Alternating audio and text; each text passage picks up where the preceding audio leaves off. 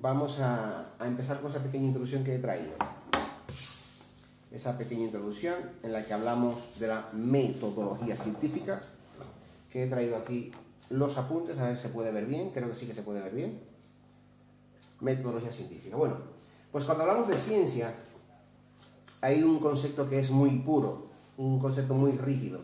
Y ese concepto rígido nace o sale de lo que es las ciencias exactas. Las ciencias exactas, como son la matemática, 2 y 2 son 4, a nadie se le ocurre poner en duda que 2 y 2 son 5, aunque los tiempos que corren hoy por hoy, anda por ahí un vídeo muy bueno, luego lo compartiré ahí debajo, en el que una maestra le dice al niño que 2 más 2 son 4, pero el niño dice que son 22.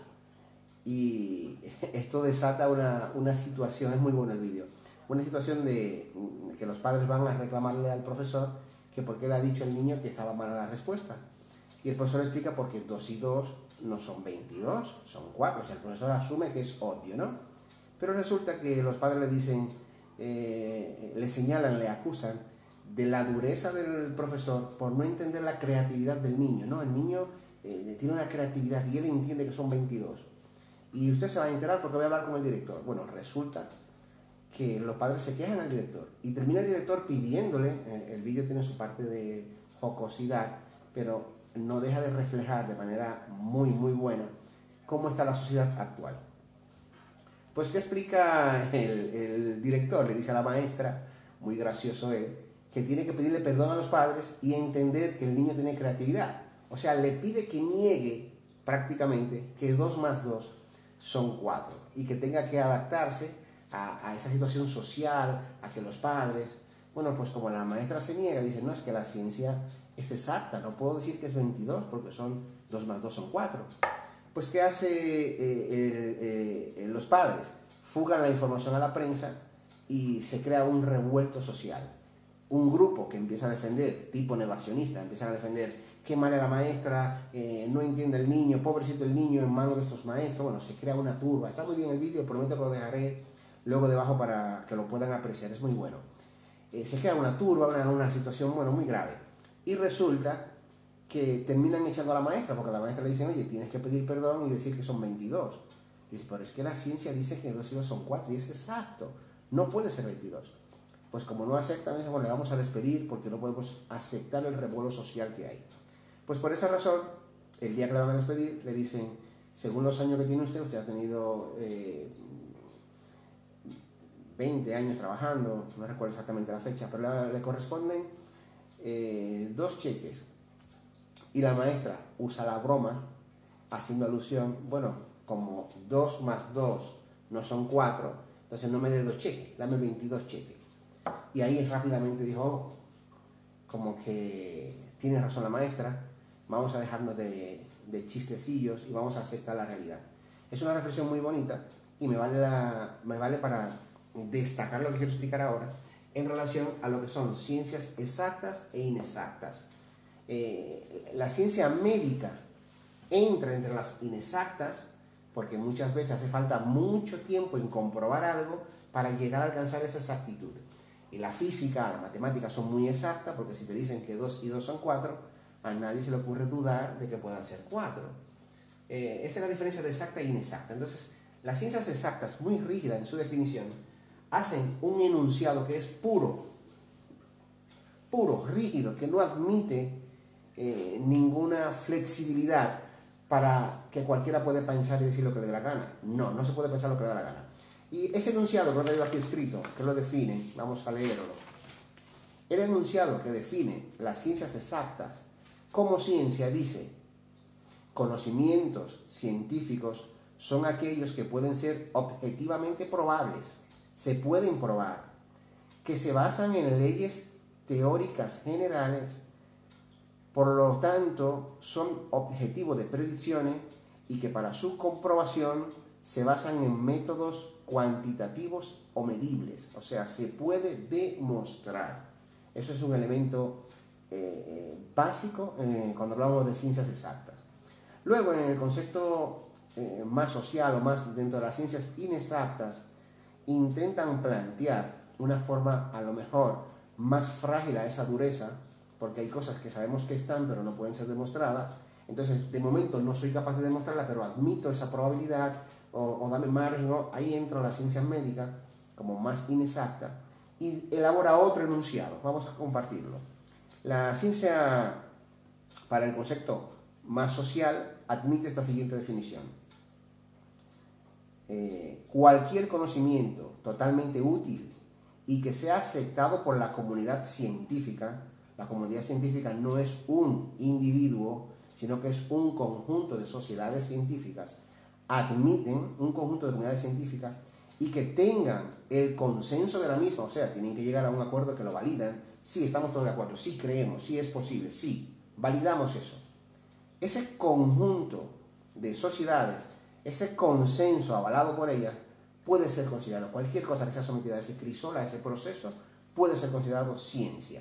Entonces, este concepto es un poco más frágil que el concepto puro, que es el concepto social. Pero luego, para no tener que manejarnos entre tantos conceptos, la filosofía científica, la filosofía de la ciencia, intenta dar una respuesta que sea un poco más común, un poco más justa, por así decirlo, un poco más aplicable a todo. Y el concepto que la define, más usual, más común, es la materia de estudio tiene que ser concreta y específica. Cualquier concepto que presupone la existencia de uniformidades y regularidades y que adopta un método científico, que es lo que nos ha traído hasta aquí. Si hay metodología científica, es validado. En un resumen, si tú has cumplido las reglas de juego, lo aceptamos. Lo que no se puede hacer es que no cumple las reglas de juego, luego quiera que compitamos en igualdad. He querido hacer ese pequeño resumen para llegar a una de las primeras preguntas que nos hace Enríquez, de esa que vamos a discutir en el día de hoy. Dice Enríquez: ¿cómo selecciona la ciencia al personal implicado en el proceso de verificación empírica? ¿Lo hace aleatoriamente, lo hace voluntariamente o lo hace por decisiones particulares? Ninguna de las tres. ¿Cómo se hace? Pues la metodología científica tiene que tener una capacidad de que cualquier científico pueda reproducir tal cual como una receta médica, como una receta de cocina, en la que yo te digo, vamos a hacer albóndigas y te explico cómo se hace. Tú tienes que tener capacidad de reproducirlo exactamente igual. Y si yo te digo, en la teoría, cuando lo explico, te digo algo, una vez que tú lo reproduces, tú tienes que tener que demostrar tú mismo que ha sido real lo que yo he dicho. O sea, que cualquier persona puede demostrar, utilizando la metodología que era descrito, mira, yo he usado este método de investigación basado en esto, esto y esto, cualquiera coge esa referencia y lo reproduce, entonces puede validar y decir, es cierto, refrendan esa información. Entonces, ¿qué sucede? Que cuando alguien hace un planteamiento, se presenta a cualquier organismo científico al que le interese, porque cada área es específica, en este caso, área de la salud, pero puede ser área de la física, de la matemática, ciencias sociales, etc., ¿no?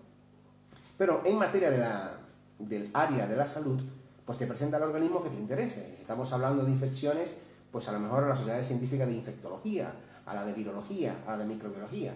Y tú haces tu planteamiento a esas sociedades para que ellas validen. Entonces, cuando tú dices, ¿y cómo se escoge el que lo valide? Pues cualquier miembro de esa sociedad o el que toque de turno por rotación, al que le corresponda constatar y verificar, reproduciendo. Oye, aquí yo veo un microorganismo, pues yo tengo que verlo. Oye, este microorganismo pasado 3 años se convierte en esto, pues hay que verlo. O sea, tiene que ser constatado, demostrado, para que se pueda refrendar, para que se pueda respaldar. Por eso suelo decir muchas veces en estas conferencias que hacemos, que aquellas cosas que históricamente no han cumplido un tiempo, por más interés que pongamos nosotros y por más que insistamos, es que yo creo esto, no funciona de esa manera, no es lo que yo crea. Tiene que ser demostrado. Y como muchas veces hace falta un tiempo para que lo sea, hay que hablarlo desde el momento de la información donde se tiene. Justo en el momento donde está es cuando se puede explicar. La metodología científica, perdonad que sea redundante, pero es que si entienden esto, es fácil tumbar el concepto a los negacionistas. Pero la metodología científica es el libro de reglas de juego. Yo no puedo querer jugar tu juego con mis reglas. Oye, vamos a jugar el fútbol y yo quiero agarrar el balón con las manos. ¿Pero y por qué? Porque yo quiero, porque yo me da la gana. Pues no funciona así la ciencia. Hay que adaptarse a las reglas que tiene ese juego. ¿Tú quieres jugar al fútbol? Pues es pateando el balón, es con el pie. Pues la ciencia tiene sus reglas y esas reglas están descritas en los libros de metodología científica.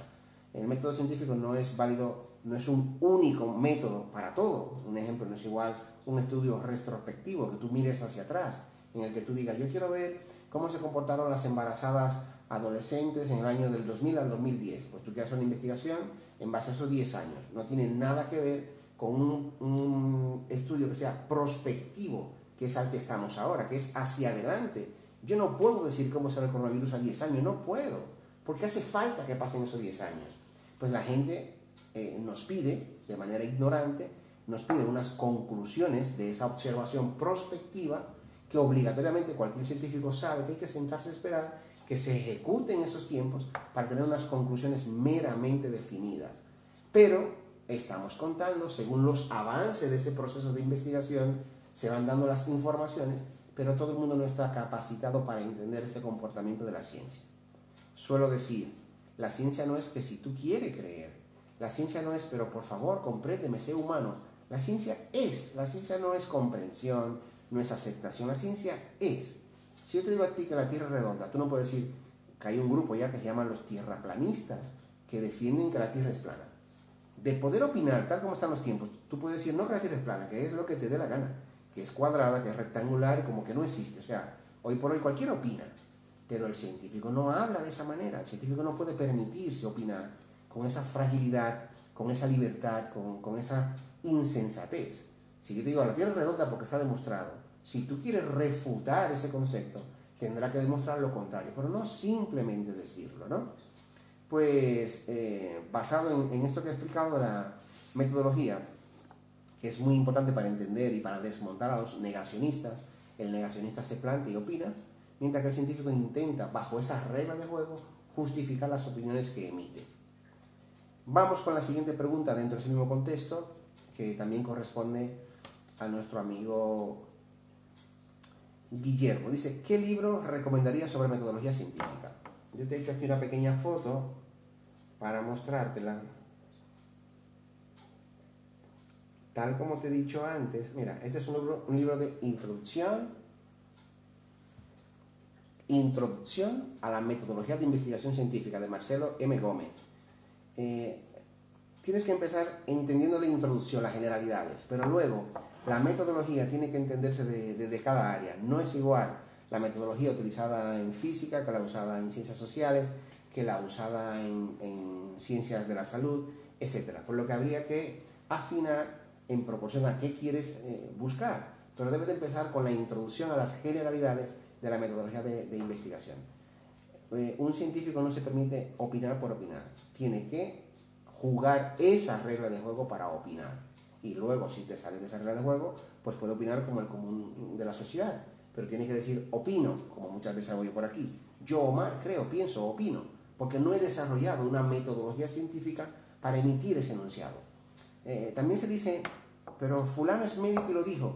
Ese individuo como tal, él no es la ciencia. Él es un individuo que está opinando y ese individuo como tal, él y cualquier otro, si quieren desmontar un concepto que alguien enuncia, pues él lo que tiene que hacer es coger esa metodología y desmontarlo. Oye, dicen que el coronavirus es rojo, pues yo voy a mirarlo, lo veo verde, pues tú demuestras que es verde, que no es eso, lo demuestra con hechos, con evidencia, con rangos, con observaciones. Pero lamentablemente, inclusive una persona, Montier, francés, que fue premio Nobel, que elaboró unos enunciados ahí nefastos que han hecho mucho daño a la ciencia, en el que las personas que no están capacitadas para entender todo este juego de la ciencia, no es un premio Nobel que ha dicho, no. Él como premio Nobel, él no es la ciencia.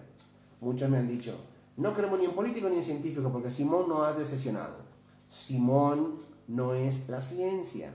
La ciencia es aquel resultado, lo que viene como resultado de una investigación bajo la metodología científica. Cualquier conclusión que venga bajo ese proceso y alguien la emita. ¿Y por qué usted dice eso? Porque hemos investigado, hemos hecho, hemos descrito, hemos visto. Y cualquiera que quiera refutar eso tiene que hacer lo mismo. Coger la metodología. ¿Y qué metodología usted utilizó?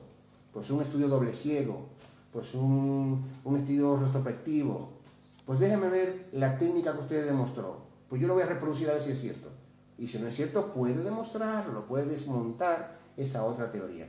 Pero mientras tanto, empezar a descalificar individuos, y porque un individuo comete el error como Montagne, que se atrevió a decir que el virus era creado sin ningún fundamento científico, sin haber observado el virus, simplemente porque a él le parecía como opinión individual, diferenciar las opiniones individuales de las informaciones que son testadas, que son confirmadas, que son comprobadas.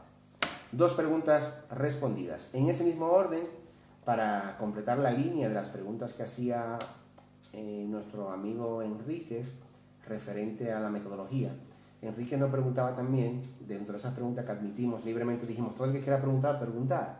Y esta es la tercera pregunta que nos ha hecho Enrique. ¿Existe alguna conexión entre la medicina aplicada en los hospitales, en los pacientes afectados y en el proceso final de la verificación científica? Totalmente hay una conexión íntegra, completa, del minuto 1 hasta el minuto final. Te explico. Si nos referimos a lo tradicional, a toda la vida, hoy por hoy, todo el abordaje que se hace a un paciente, un infarto, el abordaje que yo hoy hago a un infarto es la reproducción de una metodología que hizo alguien. Alguien demostró, siempre se ha tratado el infarto de muchas maneras, hasta que se demostró cuál era la mejor manera, la más óptima. Si alguien entiende que hay algo mejor, tiene que hacer lo que estamos hablando, una metodología, una estructura, demostrar, estudiar, investigar, verificar, demostrar que no era así. Mira, creíamos que esto era mejor, pero ahora hay algo que es mejor a esto. Lo demuestra y se cambia ese protocolo, esa forma de abordar al paciente. Pero mientras no se cambie, las sociedades científicas, todas, la sociedad científica de cardiología, la de ginecología, la de medicina de familia, todas esas sociedades son prácticamente quienes fiscalizan, quienes vigilan, quienes velan, quienes cuidan el buen funcionamiento de la ciencia en su área, cada quien. Por lo que el tratamiento que yo hoy uso en un infarto es el tratamiento que universalmente, llámese universal, general en todo el globo terráqueo, todas las sociedades científicas de todos los países se han puesto de acuerdo. Inclusive hay 2 grandes escuelas que se enfrentan siempre y sus variables son muy pequeñas, que es la escuela americana o anglosajona y la escuela europea. Esas son las que siempre son punteras casi en todo y la que habitualmente la gente cita como referencia o la que muchos desean enfrentar en cualquier enunciado. La comunidad científica europea ha dicho tal, pues yo estoy en desacuerdo. Pues tú te sientas, haces una investigación y demuestras tumbarlo, pero donde tú quieres presentar tu investigación es en esa corriente científica para que sea avalada con un sustento referentemente importante.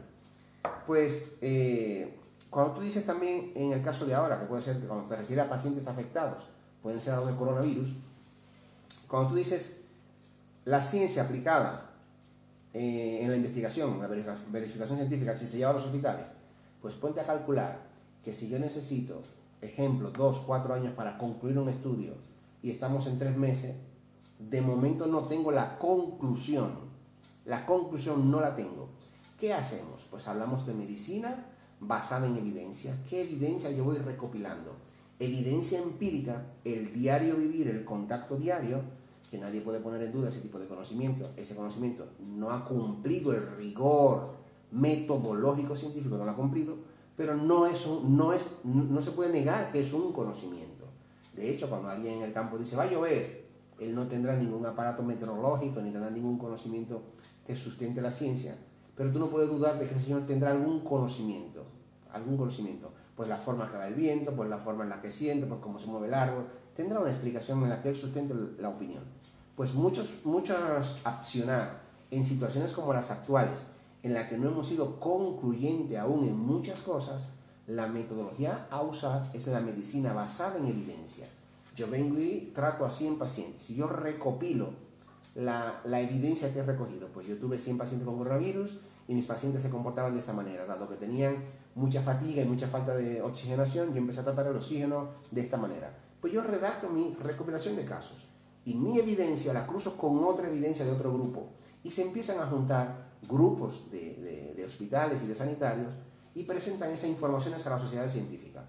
Las sociedades científicas lo admiten como medicina basada en evidencia, pero no como una conclusión científica definitiva, que es donde la gente confunde. ¿Por qué la ciencia ha dicho hoy que usemos mascarilla? ¿Y por qué mañana que la quiten? ¿Y por qué hoy esto y mañana esto? Porque estamos en ese contexto evolutivo no concluyente de manera definitiva. Y no por eso hay que descalificar a la ciencia, que algunos dirían, ah, pues si es así, me siento a esperar 2 años hasta que sean concluyentes. No podemos, porque hay vida en juego, porque hay gente muriendo, porque hay gente ingresada en hospitales, en la UCI, han muerto cientos de miles de vidas de personas. No podemos sentarnos y cruzarnos las manos hasta que se termine de estudiar, hasta que se elabore una vacuna, estamos todos sentados. No, hay que usar otros elementos hasta que aquel se haga definitivo. Y esos elementos están validados de otra manera, pero están validados. Una insuficiencia respiratoria, la falta de capacidad de poder respirar correctamente, esa patología se conoce de toda la vida. Lo he dicho más veces, podemos enfrentarnos a esa patología como una patología anexa, adjunta al coronavirus, o una complicación del coronavirus. El coronavirus mismo puede complicar ese proceso y tú tratas ese proceso.